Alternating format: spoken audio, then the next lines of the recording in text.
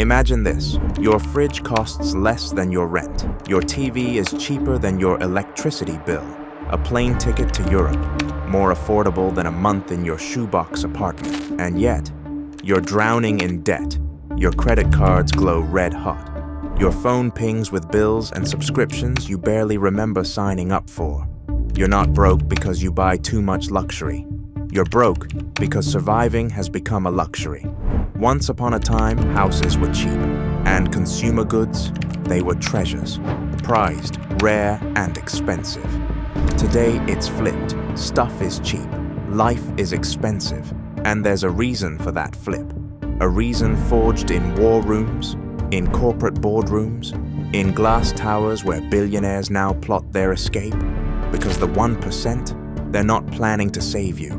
They're planning cities you'll never set foot in, bunkers you'll never see, futures you're not invited to, and the real twist, you're the perfect consumer keeping it all running.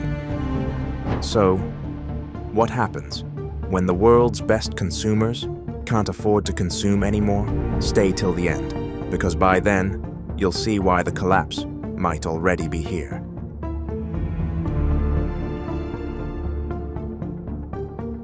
In the 1960s, owning a color TV was a flex. It cost nearly $9,000 in today's dollars. A microwave, $5,000. A plane ticket from New York to Paris, $66,000. Back then, these were luxuries, reserved for the few. But homes, rent, daily life, affordable. A middle-class salary could cover a house, a car, and leave room for savings. Fast forward to today. Consumer goods have plummeted in price. Electronics are mass-produced in overseas factories. Global supply chains squeeze every penny out of production. A 60-inch TV costs less than your monthly parking spot. Smartphones are cheaper than your health insurance premium. Meanwhile, rent has exploded.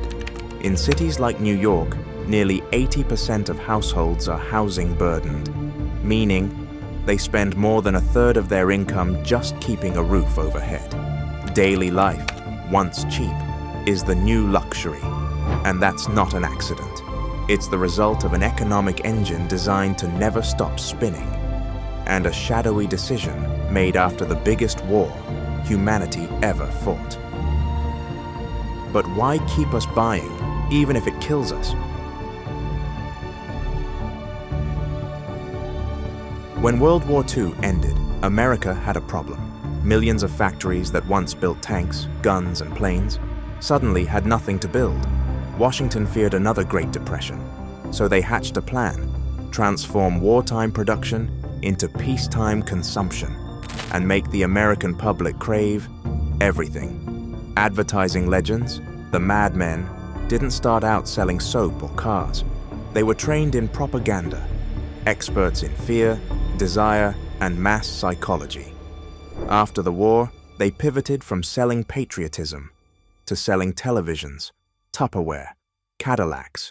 The result? By 1960, America boasted over 4,000 shopping centers, compared to just 8 right after the war. The message was simple: you deserve more. You are what you buy. And if you can't afford it, there's always credit. We became the world's best consumers, and our economy became addicted to us because factories needed demand, workers needed jobs, politicians needed growth, and we needed more. But this addiction comes at a price, because eventually you can't just keep buying forever, and the system knows it.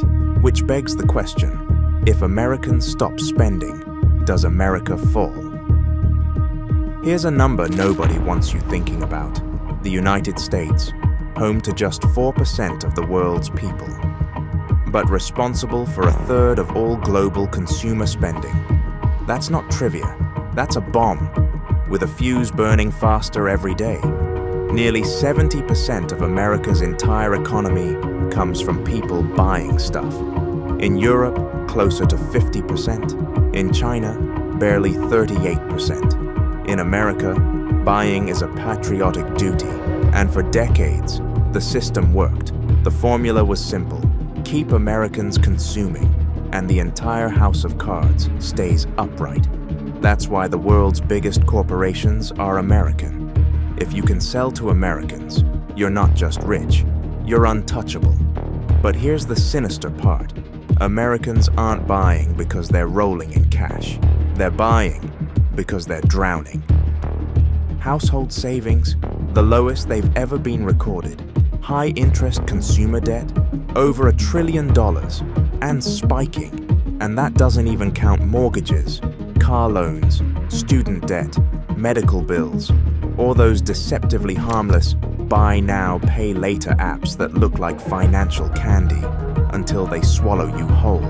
But it gets darker because it's no longer just about stuff, it's about survival itself. Rent has become a luxury, gas is a gamble, groceries are a roulette wheel. In New York, nearly 80% of households are housing burdened. Think you're immune because you're careful with credit? Think again. Modern consumerism has evolved from physical goods to subscriptions. You don't own music, you rent Spotify. You don't own movies, you rent Netflix. Your car might have a subscription for heated seats. Even software, your phone plan, your fitness apps. Everything drains your account monthly. It's not enough to buy a product once. They want you locked in, paying forever. And if you lose income, miss payments, you're not just losing luxuries, you're losing access to your digital life. America's economy is now a fragile tower built on subscriptions, because that's predictable cash flow, and investors love it, but it traps you in a permanent treadmill. And here's the dirty secret. Even the top 10% are living paycheck to paycheck, because the system is designed so there's always something new to buy. It's how the machine survives, and how the elite keep the rest of us, spinning our wheels. But while we're trapped, they're planning something else entirely. The 1% know the treadmill can't run forever. They've seen the data. So while we drown in subscriptions and rent, they're building something new. Private cities, private islands, bunkers under New Zealand, entire off-grid communities, designed to survive collapse. Silicon Valley billionaires are snapping up land in Hawaii, secret compounds in Montana, remote properties in Patagonia. Why? Because they know the day America's best consumers stop consuming, the economy cracks, and the riots come next. So they're creating escape hatches. While we debate our Netflix plan, they're laying fiber optic cables into bunkers 300 feet underground. And the irony? We funded it. Every Amazon Prime order, every iPhone upgrade, every impulse buy, we kept the machine alive, while the architects plan to leave us behind. And it's not just the bunkers, they're designing private charter cities, places with their own laws, their own currencies, where they can live out the collapse in comfort, while we're left outside the gates, wondering how rent got higher than a refrigerator, because the final stage of consumerism is extracting every last drop of wealth from the masses, so the few can vanish into their fortresses. And here's the question you need to ask yourself. Are you buying freedom or funding your own exclusion?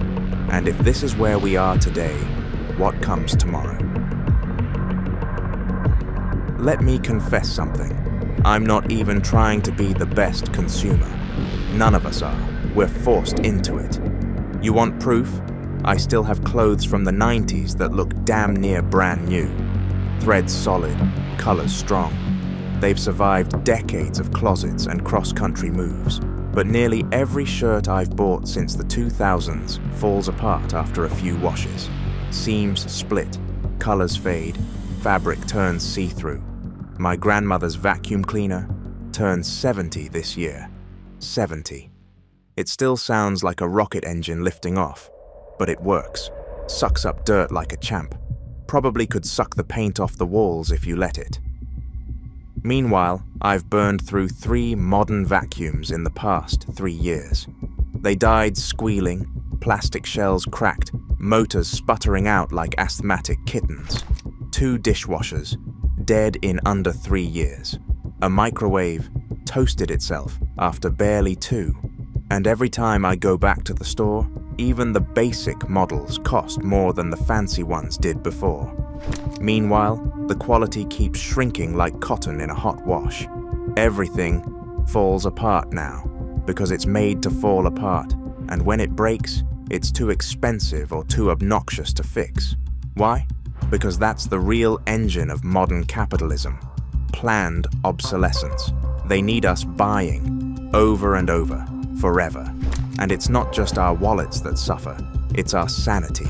We fill our garages with stuff, then we run out of space, so we rent storage units, thousands of them popping up like weeds along every highway in America. Giant metal boxes holding mountains of things we've forgotten we even own. And the craziest part? We pay people to help us throw away our stuff. George Carlin wasn't joking when he said, "It's their civic duty. Consumption. It's the new national pastime. Fuck baseball. It's consumption. The only true lasting American value that's left." Buying things. Buying things. People spending money they don't have on things they don't need. Money they don't have on things they don't need, so they can max out their credit cards and spend the rest of their lives paying 18% interest on something that cost $12.50. That was a comedy bit. But it's also the obituary of the middle class, because we're trapped in a system that makes everyday life impossible to afford, unless we keep buying disposable crap to keep the wheels turning. And here's the haunting truth. Hyper-consumerism has got to stop. Not just because it's financially unsustainable, but because it's spiritually suffocating. We're drowning in plastic totes, stuffed closets, garages that can't fit cars anymore because they're full of stuff. We've mistaken ownership for meaning and consumption for purpose. But at the end of your life, none of that shit comes with you. You can't pack your storage unit into the hearse, and every microwave, vacuum, and TV you buy that breaks in a year is just another tiny tombstone marking the slow death of the American dream. So if your garage and basement are overflowing with bins, ask yourself, why? Travel, see the world, collect experiences instead of receipts, because every dollar you spend is either buying you freedom or digging you deeper into the trap. And maybe the scariest collapse isn't one that happens overnight. Maybe it's the quiet one happening right under our noses. The one where we wake up one day and realize we traded our freedom for a mountain of junk that was never built to last. That's the real end game of consumerism. And the final act might already be playing. So look around, check your closets, and ask yourself,